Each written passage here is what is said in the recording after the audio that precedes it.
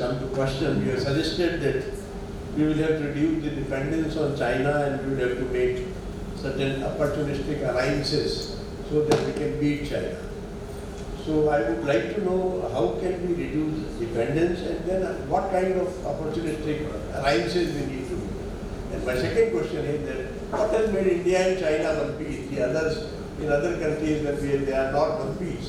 What has made India one piece of the China one piece, which is one third of the one? Thank you. Second question will require a PhD, I think. Personal identity, multi-identity. I'm a Marathi, I'm an Indian, I'm a Hindu, I live in Rajasthan. So these multiple identities, we don't have any discomfort. So Professor Jain, I'm sure Indian industries incentive payment to increase volume here. They are encouraging, one big departure we have done is global value chain, we are inviting them to India. Well, any invite countries. We used to think that if you sign an FTA, there should be 35% value addition. Now they think even 3-4% You know, India achieved export of 40,000 crores of mobile phones last year. 40,000 crores. But उसमें खाली 5% value addition था. So 95% came from abroad, maybe from China. But we are okay with it. धीरे-धीरे 5 का 10 होगा, 12% होगा. So I think we are doing something. It's going to take time, but we are moving in that direction. That China dependence instead of 60% in pharmaceuticals, if we can bring it down to 50 or 40, that itself is progress. Strategic alliances. And strategic alliance. Then we have signed an FTA with UAE, Dubai के साथ. We are pursuing an FTA with UK as well as EU and Australia. So these are things, the same country which in November 2019 walked out of RCEP. Till 4th of November, some people were saying that India is going to join RCEP, mega trading bloc of 15-16 nations. 5th November, Prime Minister decided to walk out. The same. Now we are saying, हम लोग यहाँ वहाँ सबको embrace कर रहे हैं FTA. So good thing. We realize that openness for economy is very important for our growth. So I think at some point we should reconsider joining RCEP as well. Some students going to US to study for higher studies. Similarly with China, a large influx of students go for higher education there, right? They have to come back, they are committed to come back and serve to their country. And that their country gets the benefit of that higher education. Whereas in India, there's no such commitment. The brain drain that goes from India since years, they are getting our scientists, our engineers, our doctors, even nurses, everybody, most of the people go there and they settle there. They don't come back to give the benefit of that training, that education to our country. The reason for this is that they feel that they're not given enough incentives here. When they come back, we won't find a job equivalent to our, education or the amount of money we have spent there. And there's no such national policy also, right? That we can retain them or some commitment that they come back and serve. So I feel a big major decision because we are contributing to Google and Apple and NASA and all our Indian, our Indian brains, Indian scientists are working there, and they're being drained from our country. So we're not getting the benefit of the talented Indian brains, which the Chinese are getting. They're going back to their country and serving. There's so many Chinese students who are going to all these Western universities studying and then they go back and serve their country. And so this is something which really needs to be addressed at the national level, I feel, sir. What would be your opinion on this? One very small metric is education to GDP ratio is twice of us. So 10 times. They are spending in dollar terms 10 times more money on education, including primary, secondary and higher education. So there itself, our priorities have to be more spending on health and education. It's very clear to me. You can ask your vice chancellor, funding cases, so the education has to be a priority. The long-term investment is nothing like human capital. When I say investment, human capital is the most effective investment. The Chinese have done it. That's why I told you in the top 20 universities in the world, now there are 5 Chinese universities. It used to be 0. And this is just in the last 8 years. Before that, there was not a single.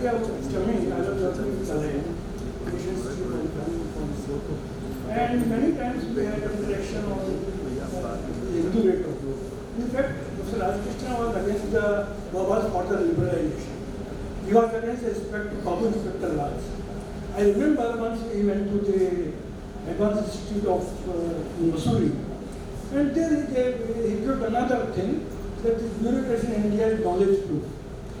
And then, because of this, I remember one of the press reporters five-year plan had come out, and one press reporter asked, what are your comments about the fifth five-year plan? Raj Krishna said, it is not the fifth five-year plan, it is fifth edition of the five-year plan. Because another concept Professor Raj Krishna gave, unfortunately, was not carried forward further because of his resignation. He gave the idea of rolling plan. I don't know whether, but it was not very as popular as the Hindu rate of growth. So when he used the word Hindu, I also asked him at his residence in Krishna Myanmar, why? Then he said that because Hindu, 1000 years of Mughal Raj, 200 years of British Raj, could not eliminate Hinduism. So Hinduism is the Sanatana Dharma. And that is the reason why he used the word Hindu for Hindu country. It's not derogatory to the Hindus. Rather, he was a hardcore Hindu. And he used to say in the class also, America is like a pretty place. You go there, do your research and come back to it. A person, a professor who did his PhD in Chicago and did postdoctoral in MIT, had a lot of chances to settle in America. But he wanted to come back to India, to serve India. So I will not say that it is the word Hinduism was used derogatory. Second thing is I would like to share my experience in traveling. For the last few years, couple of years I have been traveling to Africa and Australia. I find at every airport you will find three signs: English, local language, and then Chinese. Even in Australia, if you go to Monash airport, I was surprised to see Chinese exit in Chinese, in English. In Africa, local language, Chinese, and then English. Second thing what they do, I have observed in African universities, they have a lot of business. Chinese have a lot of business in African countries. What do? They don't want to learn their language. Instead, in every university, there is a department of Chinese language. And then they train local people. They charge fees for it. Once the people, students are trained, they employ them in their concerns. That is how they are spreading Chinese in African continent. Well, I have traveled in several countries in Africa, in Australia, in America also. So I am really surprised. Another experience which I would like to share. I've seen a lot of Chinese in Melbourne, in Africa, everywhere. But you will not find any Chinese in a bank. You will not find any Chinese paying in the shopping mall by card. They always pay cash.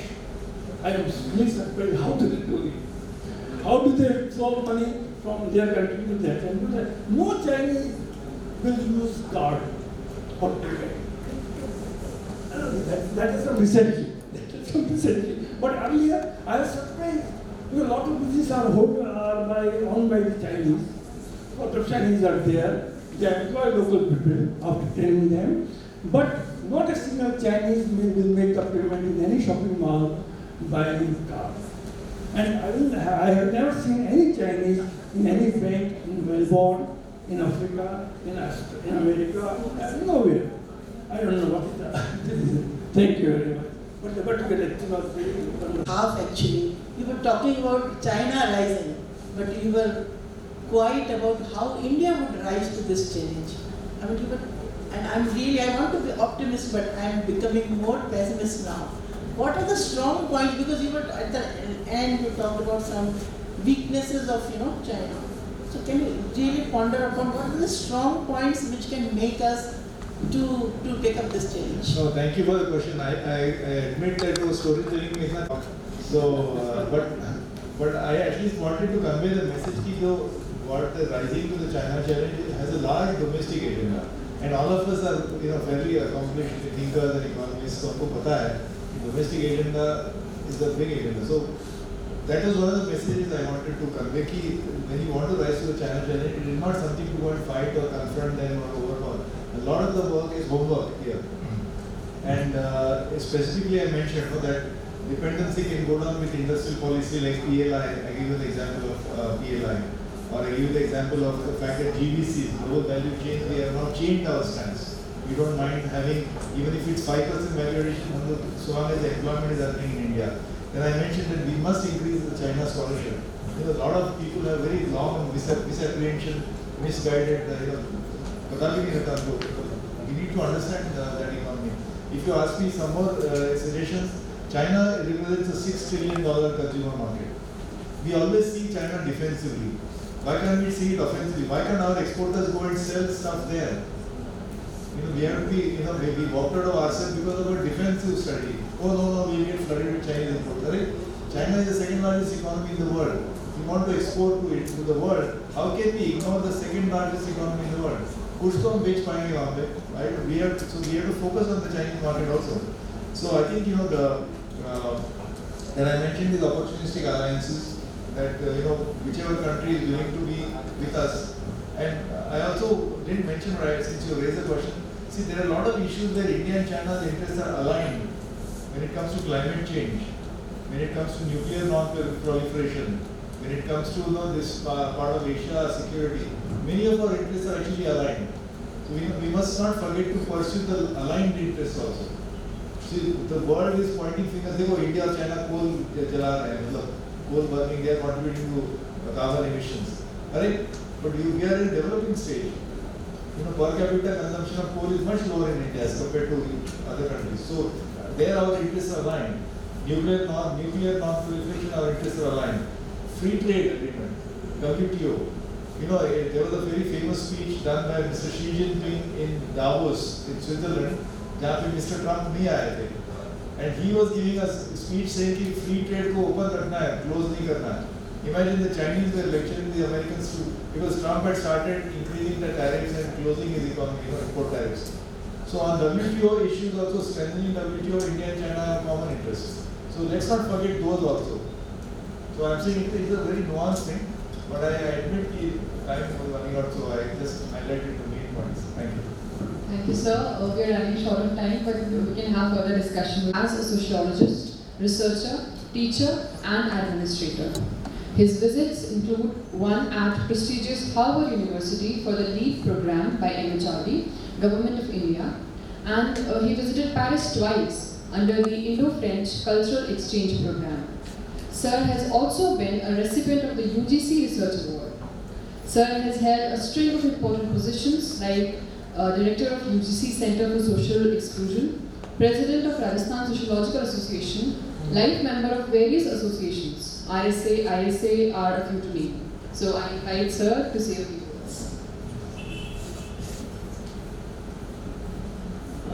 Our Honorable Vice Chancellor, Professor Raj Krishna, the memorial oration delivered by Dr. Ajit Ranade, Director of NITI Aayog Chair, Professor Mathur, Head Department of Economics, Professor Ramesh Ajat, all the audiences, the eminent scholars, they are present here, Professor Julian, Professor P.C. Trivedisa, Professor M. Mathur, Vidya Jain, Professor Rajiv Gupta, and all dear faculty members and students. The memorial oration is quite memorable for us, particularly for the department. And the Department of Economics is one of the vibrant in the Faculty of Social Sciences. And the contribution of Professor Raj Krishna is known not in this university, but I think at the global level, while talking about the Hindu growth rate. The scenario of the challenges to China is quite changed in the era of this 2022. When we face the COVID-19 pandemic all over the world, after the outbreak of this COVID in March 2020, then the former president of USA, Donald Trump, he just frequently raised the question who is responsible to spread this virus COVID. And the fingers were raised to Wuhan. And after that, the economy of almost all the countries in the world, they've been uprooted, all the infrastructures, and all we have engaged to give the medical facilities to the citizens of each and every country. After that, we have realized, after COVID-19, that we have to give more importance or investment to the infrastructure, particularly to upgrade the medical equipments. And as a result, we have tried to manufacture our own vaccinations, the Serum Institute of India, or some others, that they were aware, we were not think beyond our imagination in the country, that we could make a huge investment to reach this medical facility for our citizens. Secondly, when you talk about the National Education Policy 2020, then this policy has made a provision to open the campuses, abroad campuses in our own country, to have the students in higher education, and all universities abroad, they were invited by the government of India to make the investment, huge investment in our country, so that we can have better, not only investment, the interactions with the different students at the global level. Secondly, when we talk about the challenges to China, in fact, we have the threat to China also. When we talk about their foreign policies, or we have the bilateral or the multilateral relations with the different countries. The government of India, I think, has a very flagship program in 2022 that we have to have correlations with all our neighboring countries, particularly India, China, the Pakistan, Bangladesh, the Nepal.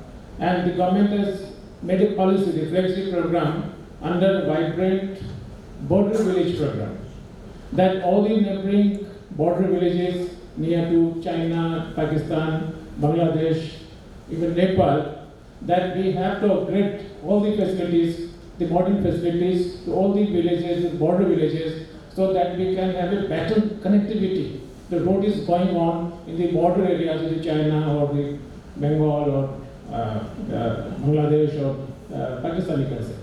So the orations delivered by Dr. Ajit Ranade is quite significant in the present scenario at the global level, that how we can understand the Chinese market, the Chinese investment, and they have a huge investment GDP if you compare to our own country, particularly our education, particularly in the infrastructures, the ITs, the artificial intelligence. They have more capital. The government is trying to invest more and more to upgrade their infrastructure, and China is known all over the world for the electronics, and particularly the mobile phones. When the mobiles came first in our country, then said, it's China's era, it's made in China. In each and every electronics goods, toys, all over the world, even America, if you go to New York or other in the Paris, all the electronics toys, they are made in China. It's written on the that it's made in China. So the manufacturing is in such a way that gross manufacturing production there, and they have the market for that. Being the cheap, if you compare with the rates of the other countries. जहाँ सस्ता माल मिलता है वो China का माना जाता है, ऐसा we have a mindset. And during this COVID, the government of India, they have made some Chinese apps to avoid these apps in the interest of the citizens.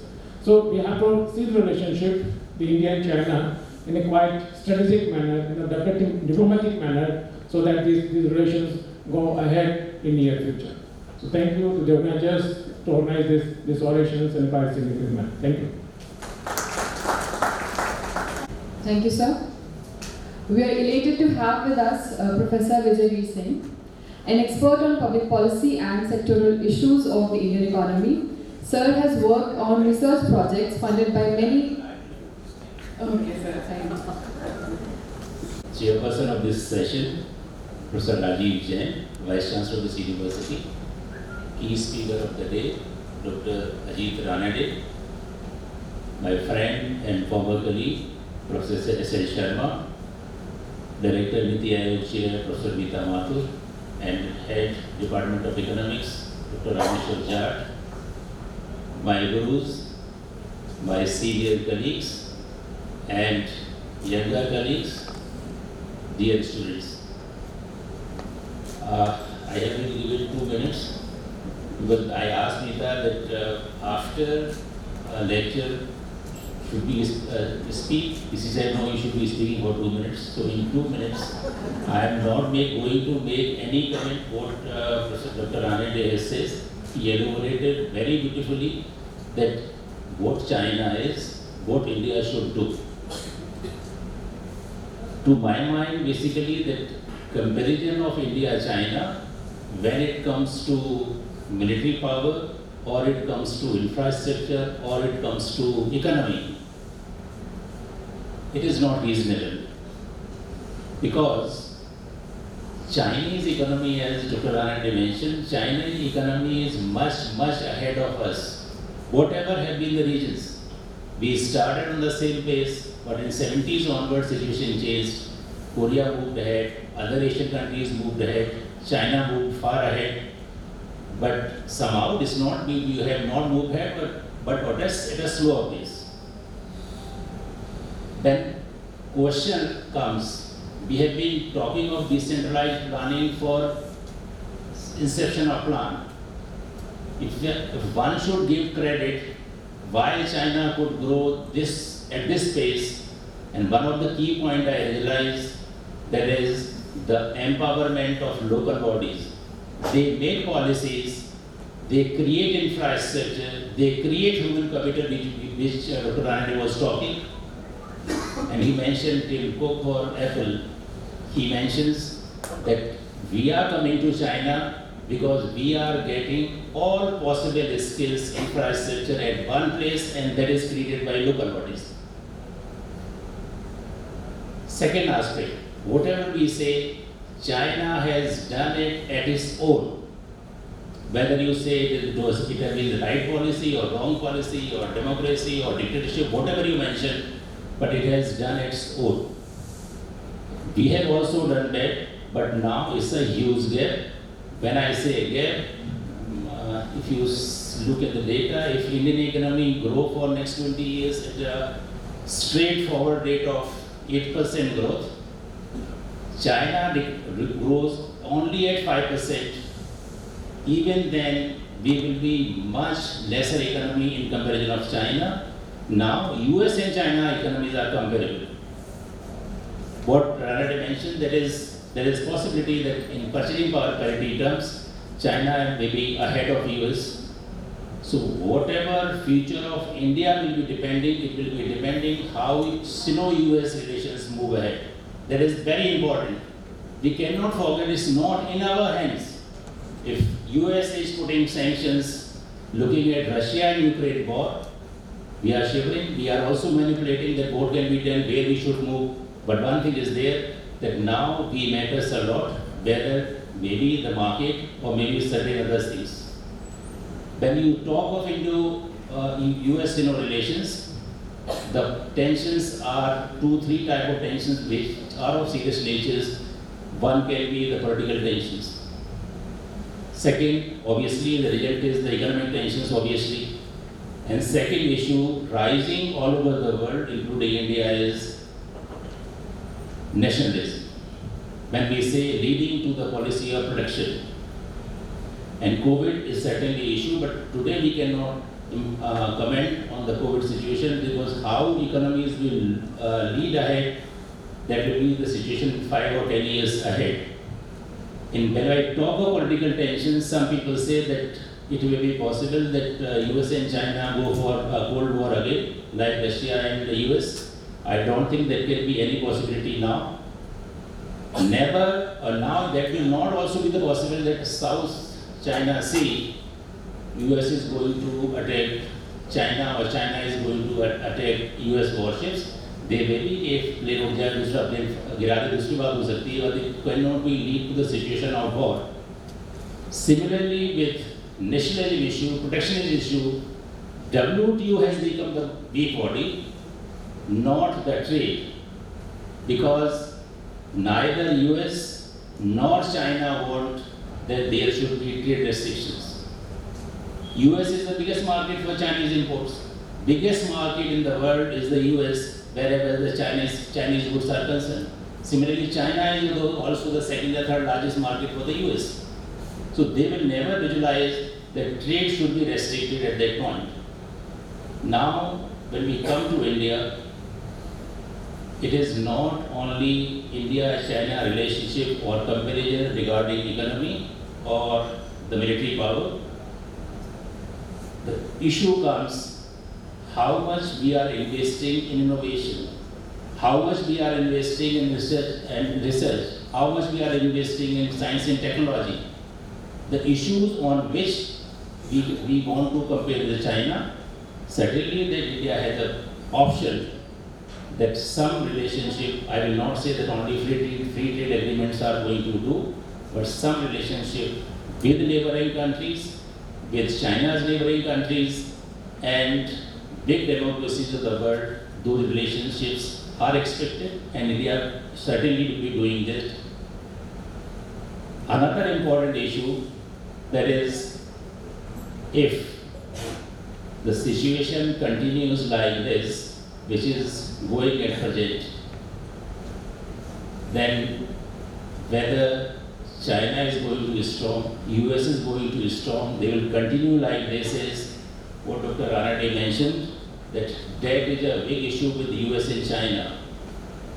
Aging is again a big issue with US and China. With aging, particularly in China, when he mentioned that for 20 years, 30 years at a high growth rate period, the real wages were fixed. Now that educated manpower, whether it is Chinese universities or foreign universities, they are asking for higher packages. They would not like to work in China at a lower wages. So when they are not want to work in China at lower wages, particularly when we have shifted all agricultural labor to manufacturing, so you do not have surplus labor, then the cost of production is going to increase. And when labor cost is going to increase, there will be some movement of manufacturing from China to other countries, particularly to Asian countries. But if I am correct, Professor Bargaria has forecasted in 2012 that if we could attract the companies which are moving out of China in footwear, then India's GDP can be grown at a 2%, higher at a 2%. हम लोग wait करते रहे, those companies shifted to whether apparel footwear to Bangladesh, Vietnam, Malaysia. So now the question is, if this labor is cost is going to increase, we have a surplus labor. Can that option open or not? And that is depending how we form our policies. Lots of people ask why students do not come back to India, why Indian investment is not taking place, why manufacturing share is not going to increase in GDP. We have certain issues, and certain issues which generally people mention as 4C.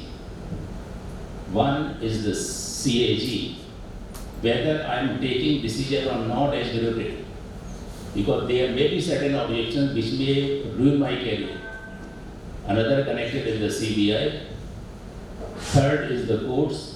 If you go in any litigation, you can wait for infrastructure for years. And last one is corruption, which we have also seen at the Delhi-Bombay Expressway. So these are certain issues which do not create that environment which should be created. I would not like to comment on education system. Lots of questions were there that why Indian students are not coming back to India. Whatever politicians or the policy makers say that we are in this phase of reverse brain drain, to my mind, we are again in the stage of brain drain only. We are creating students in IITs, IIMs, other institutions of national importance, giving highest possible subsidies, and they are not working in India. Now the question is why they are not working in India, that we should ask ourselves. Do we have that type of employment opportunities in the university? Do we have differential packages for the university? And the question last I want to raise, that is, are we teaching what should be taught? With that, thank you very much, and I congratulate NITI Chair for organizing such a wonderful lecture. Thank you very much. We are delighted by the presence of our Honorable Vice Chancellor, Professor Ajit Ranade. I invite Sir for his presiding address. 9th Professor Raj Krishna Memorial Lecture on Rising to the China Challenge, organized by NITI Aayog Chair, University of Rajasthan, Jaipur. Today's keynote speaker, Dr. Ajit Ranade, Vice Chancellor, Gokhale Institute of Politics and Economics, Pune, Professor S. Sharma, Dean Social Science, University of Rajasthan, Professor Vijay V. Singh, President, Vivekanand Global University, Professor Rameshwar Jat, Head Department of Economics, Director NITI Aayog Chair, Dr. Meeta Mathur, Professor P.C. Trivedi sir, and all my colleagues and dear students. It was indeed a pleasure to hear from Dr. Ranade on such a relevant and most talked about issue in the world today. It is evident that India's dependency on the China is quite sustainable and it cannot be completely cut off itself from China, the world's second largest economy. In order to be less dependent on China in the wake of international uncertainties and the pandemic which has led to major supply disruptions, India needs to deal with the situation in such a manner that strategically focuses more on the high economic growth for a longer period of time. This can be achieved through better investment atmosphere, better governance, and greater focusing on sectorial issues along with considering the weaknesses of China. There has been a big time gap between the initiation of reforms in China and India, a gap of almost 10 years.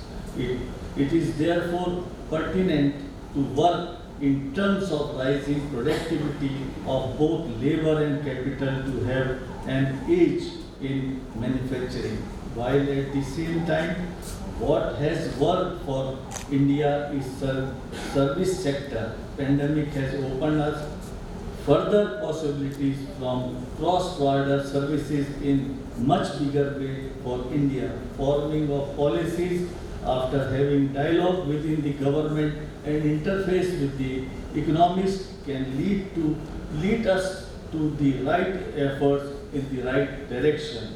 At the same time, I think it is not only the economic and political strategies, but also the work culture that contributes towards achieving a sustainable growth path. It was decided, it was indeed a very insightful academic interface today that has been quite provoking for all of us. I look forward to more such lectures and discussions being organized in the university fraternity. Thanks and best wishes. Thank you very much. Thank you, Honorable PC sir. Now we offer our sincere thanks to Dr. Ajit Ranade for making this lecture a preserved memory for us. So now I request Dr. Shilpi Saini to present Ajit sir with a memento, a souvenir that I am